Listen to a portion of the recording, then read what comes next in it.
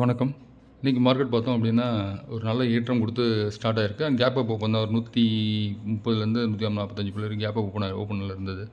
இப்போ மார்க்கெட் வந்து 236 புள்ளிகள் வந்து அதிகரித்து ட்ரேட் ஆகுது. அதே நெக்ஸ்ட் நிஃப்டி பார்த்தீங்கன்னா ஒரு 1000 புள்ளிகளுக்கு மேலே வந்து ட்ரேட் ஆகுது.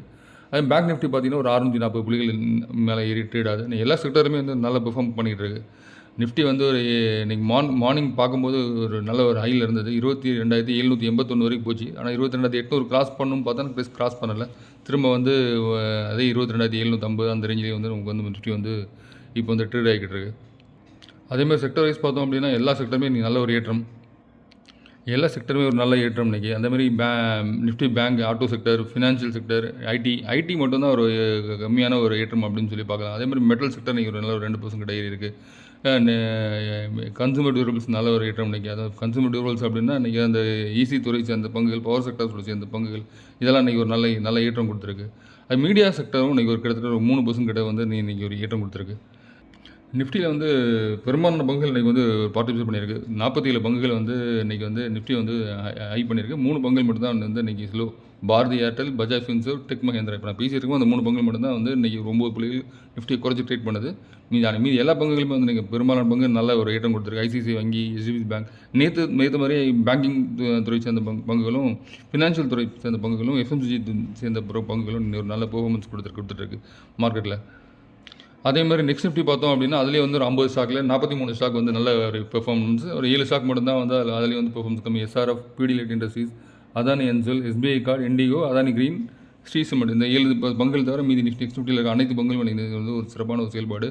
அதில் Zomato, HAL, PFC, Cholamandalam finance, Tata power, Havells, Siemens, GAIL, Trent, Godrej properties, BEL, TVS motor, Varun beverages, Motherson, Jindal steel, ABB, DLF, REC, Jio finance, Colgate, Palmolive, Marico, Naukri. இந்த மாதிரி பங்குகள் பெரும்பாலான பங்குகள் நீங்கள் நல்ல ஒரு ஏற்றம்.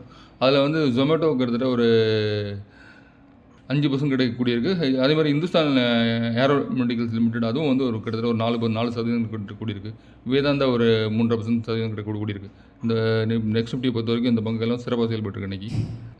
இப்போ மார்க்கெட்டில் பொறுத்த வரைக்கும் நல்ல ட்ரேடாக நல்ல ஒரு சதவீதத்தில் ஏற்றம் கொடுத்த பங்குகள் வந்து மாஸ்டாக் ஒரு 16% ஏற்றம் கொடுத்துருக்கு. ஜோதி ஸ்ட்ரக்சர் ஒரு 14% ஏற்றம் கொடுத்துருக்கு. மார்ஃபன் லேப் ஒரு 12% ஏற்றம் கொடுத்துருக்கு.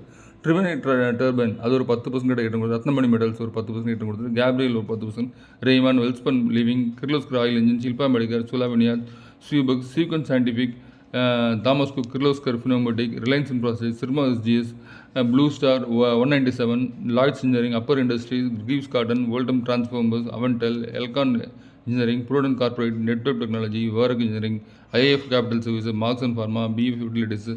இந்த பங்குகளில் வந்து 5% 10% வரைக்கும் கூடியிருக்கு.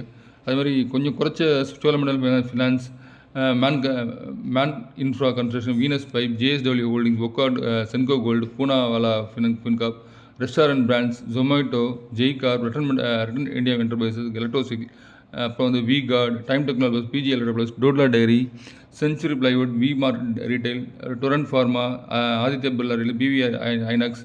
இதெல்லாம் வந்து 5% கூடின பங்குகள். அதே மாதிரி வந்து பி குரூப்பில் பார்த்தீங்கன்னா உத்தம் சுகர் அது ஒரு 20% கூடி இருக்குது. மைண்டெக் ஒரு 17% கூடி இருக்குது. ஆல்ரெடி மைண்டெக் வந்து நம்ம மைக்ரோசிப் கம்பெனி. அதே மாதிரி சென்ட்ரல் எலக்ட்ரானிக்ஸ் டிஃபென்ஸ் துறை சேர்ந்த பங்கு அது ஒரு 17% கூடி இருக்குது. ஹெச்ஜி அட்வைஸ் 16% கூடி இருக்குது. கேரசில் ஒரு 15% கூடி இருக்குது. டால்க்ரோஸ் 16% கூடி இருக்குது. ஓலா எலக்ட்ரிக் 14% கூடி இருக்குது. காட்டன் ஃபியூச்சர் 12% கூடி இருக்குது. TVS electronic, Kirloskar electric, AB infra, ஒன்மொபிக்.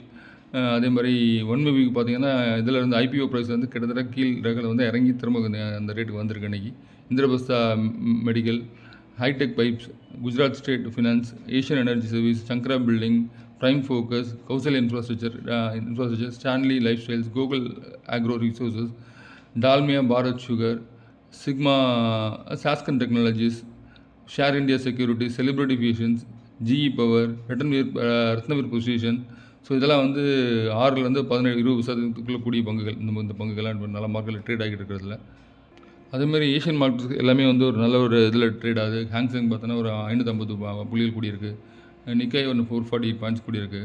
கோஸ்பி ஒரு 1.65 தான். இதெல்லாம் வந்து ஏஷியன் மார்க்கெட்ஸ் நமக்கு இன்றைக்கி மார்க்கெட்டில் கை கொடுத்துரு. அதே மாதிரி கோல்டு இன்றைக்கி ஹை 3017 அப்படின்றது இன்றைக்கி அவுன்ஸ் தொட்டிருக்கு. மார்க்கெட் எதிர்பார்த்த மாதிரி 22,800 தாண்டினா கொஞ்சம் மார்க்கெட் நல்லாயிருக்கும். ஸோ இன்றைக்கி கேப் அப் ஓப்பன் அப்படின்றதுனால அந்த 22,800 இன்றைக்கி ஸ்டார்டிங் பாயிண்ட்டில் திரும்ப வந்து டச் பண்ணிட்டு தான் திரும்ப கூட வாய்ப்புகள் உண்டு.